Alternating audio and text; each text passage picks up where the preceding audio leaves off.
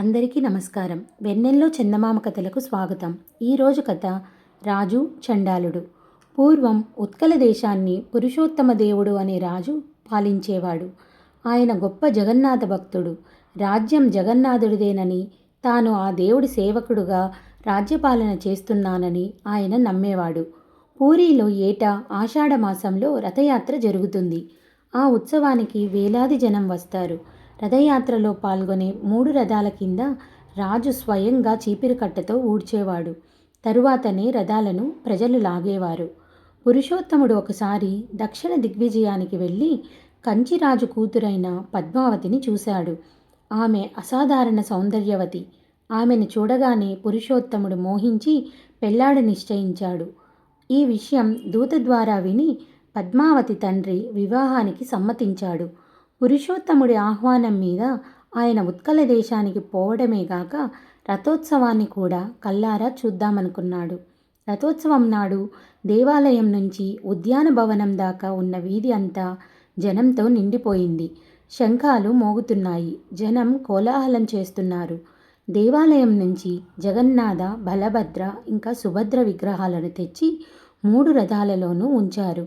అంతదాకా కంచిరాజుతో కబుర్లు చెబుతున్న పురుషోత్తముడు లేచి వెళ్ళి రథాల కింద చీపిరికట్టతో ఊడ్చాడు.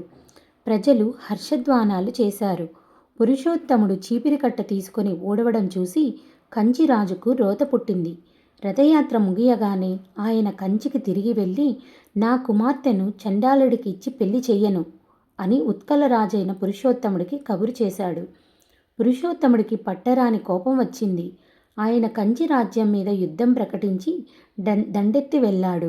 తరువాత జరిగిన యుద్ధంలో పురుషోత్తముడికి విజయం లభించింది. రాజకుమార్తె పద్మావతి అతనికి బందీగా చిక్కింది.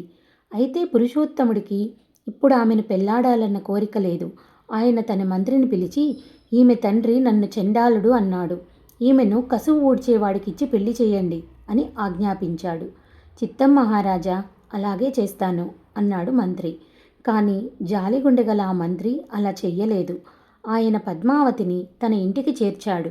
అక్కడ మంత్రి, ఆయన భార్య పద్మావతిని తమ సొంత కూతురులాగే చూసుకుంటూ తమ ఇంట రహస్యంగా ఉంచారు. కొద్ది నెలల అనంతరం తిరిగి రథోత్సవం వచ్చింది. రాజు తన ఆచారం ప్రకారం చీపిరికట్ట తీసుకొని రథాల కింద ఊడుస్తున్నాడు. ఆ సమయంలో మంత్రి పద్మావతిని తీసుకుపోయి, మహారాజా, మీ ఆజ్ఞ నెరవేర్చడంలో జాప్యం జరిగినందుకు మన్నించండి. ఈ పిల్లకు ఊడ్చే భర్త మీకన్నా యోగ్యుడు దొరకడు. దయచేసి ఈమెను పెళ్లాడండి అన్నాడు. అప్పటికి పురుషోత్తముడి ఆగ్రహం చల్లారిపోయింది. తన మంత్రి చేసిన యుక్తికి సంతోషించి మహావైభవంగా పద్మావతిని వివాహం చేసుకున్నాడు. వారి సంతతి ఇప్పటికీ పూరీ రథోత్సవం నాడు చీపిరికట్ట తీసుకొని దేవాలయం ఊడుస్తారు. కథ సమాప్తం. ఈ కథ మీకు అందరికీ నచ్చిందనుకుంటున్నాను. నచ్చితే లైక్ చేసి, షేర్ చేసి, సబ్స్క్రైబ్ చేసుకోండి. మా ఛానల్ను సబ్స్క్రైబ్ చేసుకొని ఎంకరేజ్ చేస్తారని ఆశిస్తున్నాను. Thank you.